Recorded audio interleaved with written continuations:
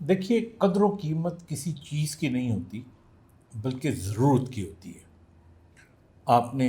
یہ لا تو سنا ہی ہے کہ جی ڈیمانڈ اینڈ سپلائی، جس چیز کی ڈیمانڈ زیادہ ہوتی ہے وہ سپلائی کم ہوتی ہے، وہ چیز مہنگی ہو جاتی ہے۔ جس کی سپلائی زیادہ ہو، ڈیمانڈ کم ہو، تو وہ چیز سستی ہو جاتی ہے۔ بالکل اسی طرح انسانی رویے، انسانوں کی موجودگی، انسانوں سے ہمارا تعلق، ان سب کا تعلق بھی بنیادی طور پہ اسی اصول کے تحت ہوتا ہے کہ جس کی آپ کو ضرورت ہوتی ہے اس وقت، گیون دیٹ ٹائم، اس کی قدر و قیمت، اس کی اہمیت بڑھ جاتی ہے، اور جب وہ کام نہ رہے تو اس کی کوئی اہمیت ہی نہیں ہوتی۔ آپ دیکھیے، ہمارے یہاں بعض اوقات عام دفتروں کے اندر جو بہت اونچے درجے کے آفسرز ہوتے ہیں ان کی ظاہر ہے کہ اہمیت بہت زیادہ ہوتی ہے، لیکن بعض اوقات اس طرح ہوتا ہے کہ جو بہت ہی ایون اس سٹیٹس کا آدمی ہوتا ہے کہ جو کلیریکل سٹیٹ پہ ہوتا ہے، جس سے آپ یہ توقع نہیں کر رہے کہ اس کا کوئی بہت بڑا رینک ہے، لیکن کسی کاغذ پہ مور اسی نے لگانی ہوتی ہے یا ایف آئی آر اسی نے کاٹنی ہوتی ہے، تو اس وقت اس کی اہمیت بہت زیادہ بڑھ جاتی ہے۔ حالانکہ عام اگر اس کا موازنہ کرے تو وہ یہ رینک بڑا نہیں ہوتا۔ اسی طرح آپ بڑی سمپل سی بات ہے،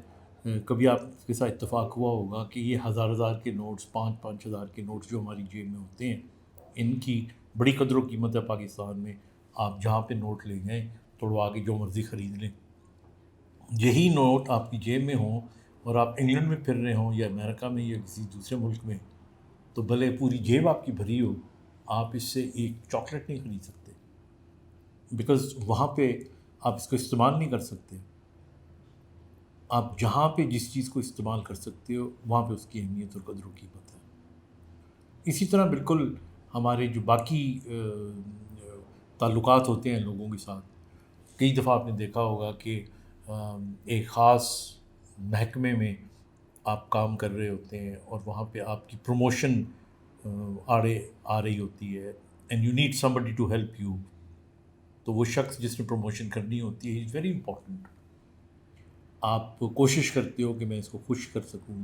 یا آپ کوشش کرتے ہو کہ میں اس کا کوئی انفلوئنس کرنے والا ڈھونڈ لوں، اور پھر وہی شخص جو اتنا امپورٹنٹ ہوتا ہے آپ کے لیے، اگلے دن یا کچھ دنوں بعد پتہ لگے کہ یہ شخص ریٹائر ہو گئے ہیں، تو پھر آپ دیکھیں آپ اس کے گھر کا رستہ بھی بھول جاتے ہیں، کیونکہ ہمیں جب غرض ہوتی ہے کسی سے تو اس غرض کے نتیجے میں اس کی ضرورت پڑتی ہے، اور اس ضرورت کے نتیجے میں وہ چیز ہمارے لیے اہم ہو جاتی ہے۔ آپ نے ایک کہاوت سنی ہوگی کہ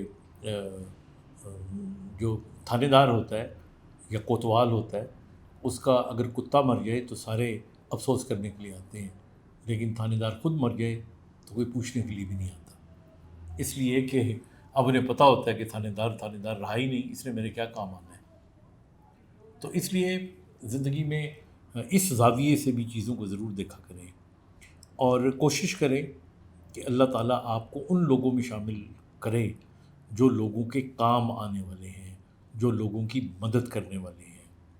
اور میں یہ سمجھتا ہوں کہ جن لوگوں سے ہمیں سروکار ہوتا ہے، جن سے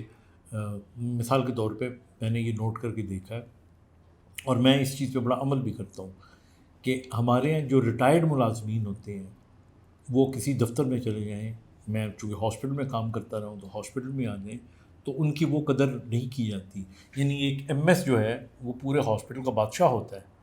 لیکن جب وہ ریٹائر ہو کے وہاں پہ آتا ہے اور کوئی کام کروانے کے لیے کسی کو کہتا ہے تو پھر اس کو پوچھتا، کوئی پوچھ سکتا ہے کوئی نہیں پوچھ سکتا۔ تو کوشش کرنی چاہیے کہ ایسے لوگوں کی قدر و منزلت کریں تاکہ ان کے اندر جو یہ احساس ہے کبھی یہ پیدا نہ ہو کہ، اور یہی وجہ ہے کہ آپ دیکھیں اکثر لوگ جو ہیں جو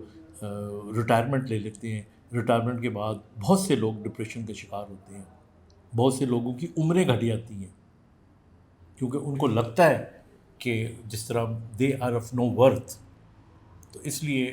آئی تھنک ہمیں ایسے لوگوں کی قدر کرنی چاہیے، اور ہمیں خود ایسا بننا چاہیے کہ ہم ہر ایک کی ضرورت بنیں، اور ہم ہر ایک کی ضرورت بننے کے لیے، ظاہر ہے ہر ایک سے مطلب یہ نہیں ہے کہ ہر کام آپ ہی کے تھرو ہونا چاہیے. جس شعبے میں آپ کام کرتے ہیں وہاں پہ جب آپ کسی کی ضرورت بنے تو پھر اللہ تعالیٰ ہمیں توفیق دے